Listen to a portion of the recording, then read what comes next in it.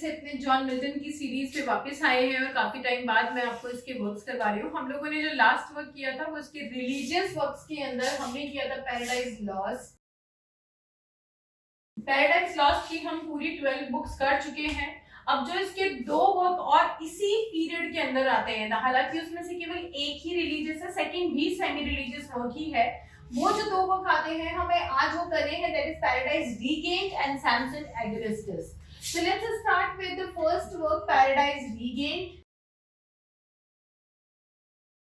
It is published in 1672 and it is basically a collection of 4 books. Like Paradise Lost was a collection of 12 books, it was a collection of 4 books in which it is being shown that Jesus Christ has came on earth for the salvation, for the purification of the human race, as he promised to Adam and Eve in Paradise Lost. So when he wrote Paradise Lost, he showed that Adam and Eve has committed the sin and they lost the paradise and everything is being taken from them. Now one of his friend came to him and he asked, okay, then what about Paradise Regained? When his friend asked after writing the Paradise Lost कि Paradise Lost में आपने 12 books लिखी हैं, उसमें आपने दिखाया कि Adam और ईव पर कैसे फॉल होता है और Jesus Christ ultimately the son of God उन्हें प्रॉमिस करते हैं कि I will come again and will give you the salvation to the whole race of human being, that is all your sons and daughters. Eve और Adam उस चीज के लिए last में मान जाते हैं, दे डिनाइड और you can say they give up the idea of committing suicide. वो सुसाइड करने का आइडिया छोड़ देते हैं, वो मान जाते हैं और वो कहते हैं कि अब जो भी गॉड की मर्जी होगी हम उसी चीज को फॉलो करते हुए चलेंगे और हम कहना मानेंगे। तो आगे जब उनका फ्रेंड पूछता है कि now so because Christ has set for the paradise regained, so what is the concept of Paradise Regained according to you? So he wrote 4 books in which the major characters are Satan,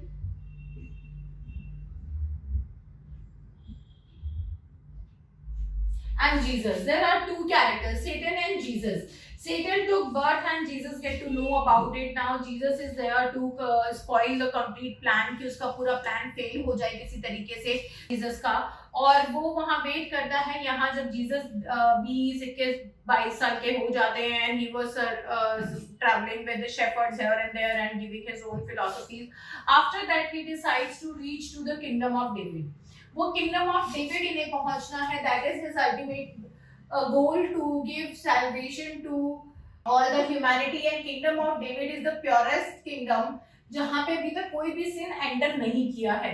तो इन्होंने कहा क्योंकि यहाँ पे भी कोई sin enter नहीं करा है और डेविड ने अपने किंगडम को बहुत अच्छे से रखा हुआ है, तो I have to reach to kingdom of David and I will start giving salvation from there. I will start purifying people from there and then धीरे धीरे जब वहाँ पे लोग अपने सारे sins को छोड़ के आते जाएंगे तो मैं पूरी humanity को salvation दे पाऊंगा। Now Satan get to know about his plan but he was helpless कि वहाँ पे तो मैं भी एंटर नहीं कर सकता क्योंकि वहाँ sin ही नहीं है, तो किंगडम ऑफ डेविड में मैं एंटर नहीं कर सकता। He wanted to and Jesus wanted to reach kingdom of David. अब यहाँ पे इन्होंने जो ये 4 बुक्स लिखी है इसमें इन्होंने जर्नी ऑफ जीसस बताई है toward the kingdom of David. Journey of Jesus in wilderness toward the kingdom of David, and to reach there safely and purposefully he did the fast for 40 days. वो 40 days का fast रखते हैं so that he can reach there properly and can gain the spiritual power to give them salvation. Satan को ये बात पता लगती है कि जीसस ने 40 days का फास्ट रखा है और वो salvation के लिए जा रहे हैं, तो उसका वो डेविल्स वगैरह की जो पूरी पार्टी होती है उनके साथ एक मीटिंग रखते हैं और ये डिसाइड करने की कोशिश करते हैं कि किस तरीके से उनके प्लान को फेल किया जा सकता है। तो वो यहाँ पे प्लान फेल करने के लिए 4 टेम्पटेशंस मेजर 4 सिंस को एज अ टेम्पटेशन उनके सामने रखने की कोशिश करते हैं। Now Jesus reach to a desert जहाँ पे एक डिस्गाइज्ड हुडेड ड्रेस के अंदर उन्हें सेटन मिलते हैं। He was in a shape of an old man और वो वहाँ पे उनको बोलते हैं कि I know the way to kingdom of David, मैं आपको ले चलता हूँ। तो वो उन्हें लेके चलते हैं और वो उसको बार बार बोलते हैं क्यों जाना है वहाँ पे, why you want to go reach to kingdom of David specially क्या है। बट जीसस उसको कुछ भी नहीं बताते, बस वो ये कहते हैं कि I want to go there, that's it. तो वो कहता है ठीक है। अब वो वहां पे ऐसे कौन से 4 टेम्पटेशंस उनको देते हैं ये हमें देखना है। जो 4 मेजर टेम्पटेशंस हैं to spoil the plan of Jesus, वो हमें देखना है। उसमें कौन कौन से टेम्पटेशंस आ जाएंगे।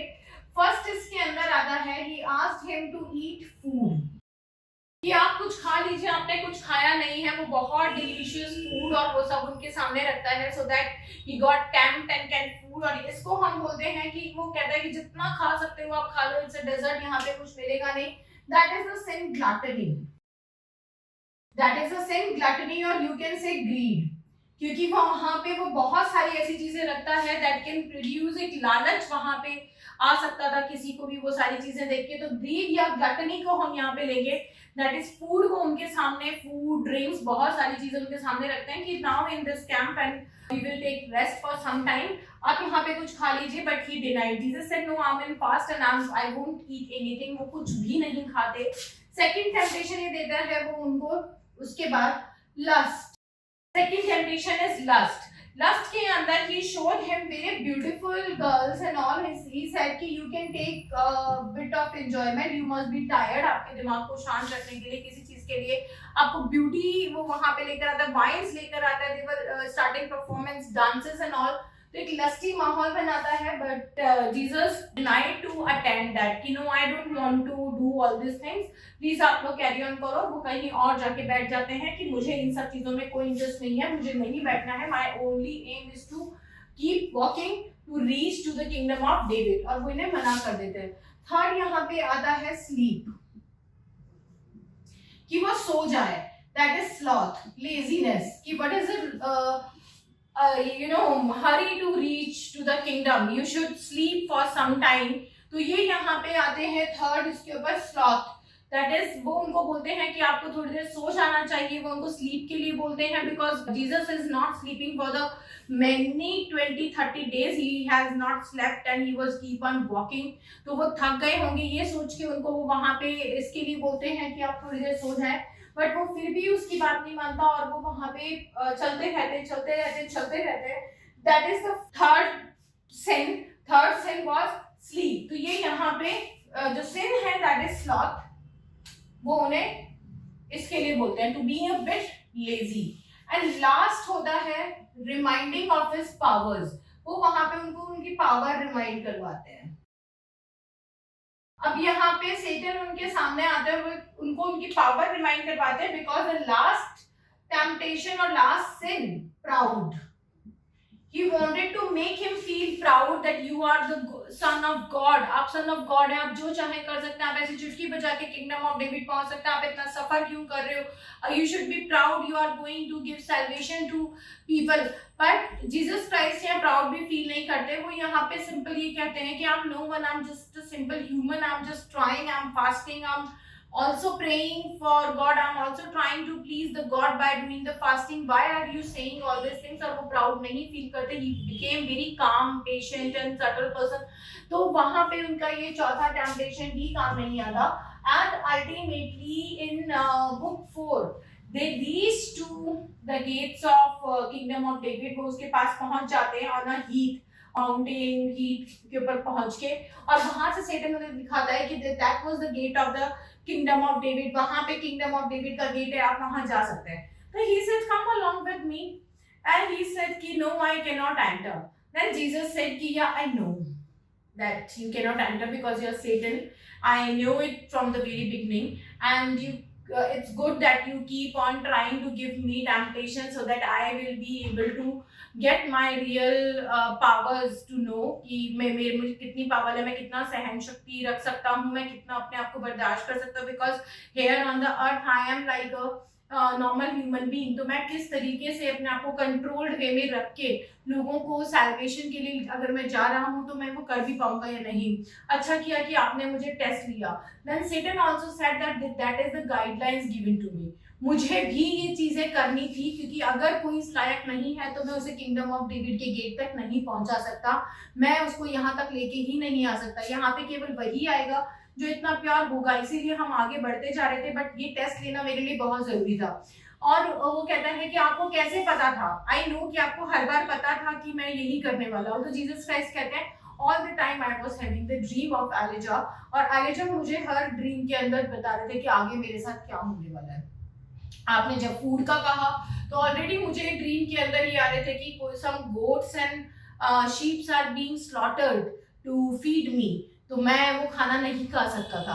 उसके बाद मुझे ये दिखाई दिया गया कि the girls are being subjugated, तो उनको यहाँ पे आपने स्लेव्स बना रखा है, वो मैं नहीं कर सकता था। उसके बाद मुझे थर्ड ड्रीम के अंदर दिखाया गया that I am sleeping for a everlasting sleep like death, तो मैं सो भी नहीं सकता था। एंड लास्ट में ये था कि आई हैव बीन इनकार्नेटेड, मुझे वो चीज दिखाई दी, तो आई can not be proud that I am giving salvation, I can not do that because and when I wake up, when I get into my recognition, when I get into my self, I found that I am a normal human being who is actually doing the fasting and bearing the pain, that how a man feel when he is starved. So I just want to fill this complete earth with a lot of food so that no one can sleep hungry. तो ये यहाँ पे उनका था कि वो कोई भूखा ना सोए, इसके लिए मुझे एटलीस्ट ये 4 चीजों की टेम्पटेशन देके आपने ये बताया कि किस किस चीज से इंसान खराब हो सकता है और क्या चीज उसकी एक्चुअल जरूरत है। ठीक है, तो ये था इनका पैराडाइज रीगेन, जिसमें इन्होंने इन सब चीजों की बात की और ultimately in book 4 he was able to reach to the kingdom of David. Okay, now उनका आता है नेक्स्ट वर्क मिल्टन का, that is Samson Agonistes. Samson Agonistes भी 1673-74 का बोला जाता है। It is a last long poetry. In this, Samson Agonistus is a blind character, and it is being said that Samson is a character who is a caricature of Milton himself, but he is a warrior here. Samson is a warrior who is fighting for the Christianity, and he is there to take Philistine from the people to turn for the Christian state, but he was caught by the Philistines and was tortured by them, and ultimately he was blinded. But he was in love with his wife called उसका नाम है यहाँ पे Delilah. He was in love with his wife named Delilah, who is also the one who is corrupt and became the cause of his pains, क्योंकि वही सारी information फिलिस्तीनीज को दे देती है और उसकी वजह से सैमसन और उसकी पूरे सोल्जर्स पकड़े जाते हैं, वहां प्रिजन में डाल दिया जाता है, एंड शी स्पॉइल्ड एवरीथिंग। बाद में उसके सैमसन के फादर को ये सब पता लगता है, whose name is Manoah. Manoah is the father of Samson and she is the wife. तो फादर ऑफ सैमसन जो है वो थोड़ा बहुत कहीं से पैसे लाके ब्राइब करके बस उन वॉचमैन को ब्राइब करते हैं, कहते हैं मुझे मेरे बेटे से मिलना है। वो अपने बेटे को मिलते हैं, उनको स्पीच देते हैं और उसको कुछ चीजें इस तरीके की देते हैं कि भाई किसी तरीके से वो अपने आप को फ्री कर पाए। And he gave him the speech of God. Ultimately he was regretting in the prison कि मैंने डेलीला के लिए सब कुछ किया, मैंने डेलीला को प्यार करता था और उसको सब कुछ बताया, and ultimately she dissed me, तो I am facing the curse of God. मुझे ये कर्स फेस नहीं करना है और प्लीज गॉड मुझे बचा लीजिए। वो इस तरीके की बातें वहां पे करता है और God ultimately gave him the power. वो देख तो नहीं पाता लेकिन वो किसी तरीके से सिंपैथी गेन करने में सक्सेसफुल हो जाता है जो सोल्जर्स होते हैं, और उनकी सिंपैथीज की वजह से वो कहता है, उसके फादर और वो कहते सैमसन सोल्जर्स की सिंपैथी गेन करते हुए कहते हैं प्लीज इसे छोड़ दो, बस इसकी कंडीशन ऐसी कि मर जाएगा तो मैं इसे क्रिमेशन कर दूंगा, प्लीज इसे छोड़ दो।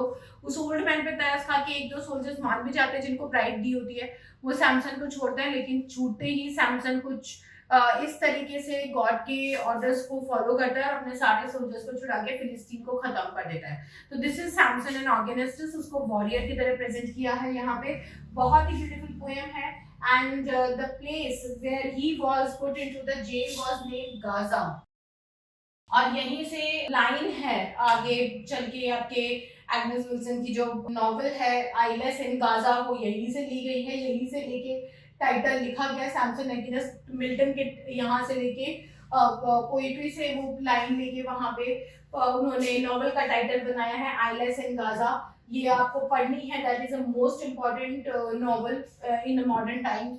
आइलेस इन गाजा आपको पढ़नी है, Samson अगेनिस्ट and all whatever I am telling you here from the perspective of NET, from the perspective of TGT, PGT, DSSS, KVS में जो भी एग्जाम में आप लोग बैठ रहे हैं which is above PG level, उन सब के अंदर ये वर्क्स आते हैं, पूछे जाते हैं। और आपको पता भी होना चाहिए कि अगर ये वर्क वहां पे लिखा गया है तो उसका टाइटल कहाँ से लिया गया है, उसका थीम कहाँ से लिया गया है, उसका हिस्टोरिकल बैकग्राउंड क्या है, इन सब चीजों के ऊपर आपके क्वेश्चंस आते हैं। Now with this video I have completed your Puritan age and Milton. Okay, ये मैंने आपका कंप्लीट कर दिया है। अब प्यूरिटन एज के अंदर आपके केवल जॉन बनियन रह जाते हैं जो कि इसके अंदर हैं, जिनका की वर्क है आपका दैट पिलग्रिम्स प्रोग्रेस, वो भी मैं आपकी नेक्स्ट वीडियो के अंदर लूंगी। So stay tune, subscribe if you haven't till now, do subscribe so that you will get the notification of all the major works which we are again started going to do here on the YouTube।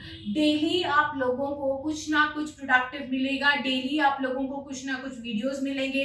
अब examination नजदीक है, ये वाला आपका आने वाला है, UP TGT PGT assistant professor Rajasthan first grade second grade सबके फॉर्म्स निकल गए हैं, सबके नोटिफिकेशन निकल गए हैं, यूपी असिस्टेंट प्रोफेसर का नोटिफिकेशन निकल गया है। So if you really want to clear your exam through my YouTube channel, then subscribe it and like it, comment which is your exam so that I'll be specific to that. Bye, all the best.